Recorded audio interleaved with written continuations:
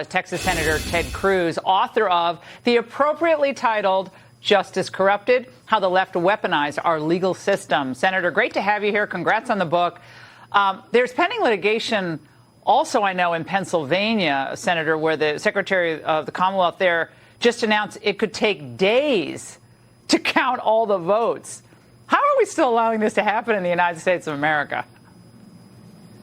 You know, really is ridiculous, and it seems the places where it takes days to count the votes, they always end up being these bright blue cities in where Democrats are looking to get the votes they need to try to win an election. How come the rest of the country manages to actually finish our counting on election night and get a result? The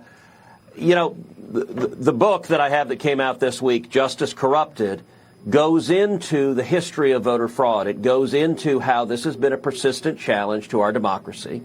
And what we're seeing now, particularly in 2020, is that Democrats took advantage of the COVID crisis to change the rules in a way that encouraged more voter fraud. They did things like put in place universal mail-in ballots in some states, even though it is clear that mail-in ballots make voter fraud more likely. They did things like putting in place unmanned drop boxes, which again invite voter fraud. They did so by doing things like facilitating ballot harvesting, which readily invites fraud because it allows paid political operatives to handle other people's ballots, to influence vulnerable voters, and if they don't like the way the voter vote, to throw away their votes. All of that is detailed in Justice Corrupted, as well as the legal battles going forward. Well, Senator, this may defy reality, but KJP says that high voter turnout and voter suppression aren't really mutually exclusive. Watch. The president has been very clear that based on the big lie, there have been a host of anti-voter policies forced on states that challenge America's fundamental right to vote. High turnout and voter suppression can take place at the same time. Senator, they were trying to tag Georgia with this, that this was all voter suppression to have voter integrity laws that are kind of tuned up for modern times. And now we have record turnout already in the early voting there.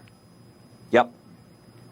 Yeah, look, this is all gaslighting. This Biden White House is the most dishonest White House we've ever seen. Karine Jean-Pierre, she lies on a daily basis. What she just said there, and the book actually gets into Georgia's voter integrity law, Texas's voter integrity law, and the lies that this White House and this Department of Justice have told. We're seeing voter turnout soaring because when people have greater confidence in the integrity of an election, they're more likely to turn out. You know, I've been fighting voter fraud for 2 decades. When I was the Solicitor General of Texas, I led a coalition of states before the U.S. Supreme Court defending photo IDs for voting, and it went to the court. 6-3, the Supreme Court upheld photo IDs for voting. The opinion was written by Justice John Paul Stevens, who, as you know, was one of the leading liberals on the court, who said protecting the integrity of an election enhances everyone's confidence in democracy because it prevents your vote from being stolen. But today's Biden White House, they want a system where more fraud is possible.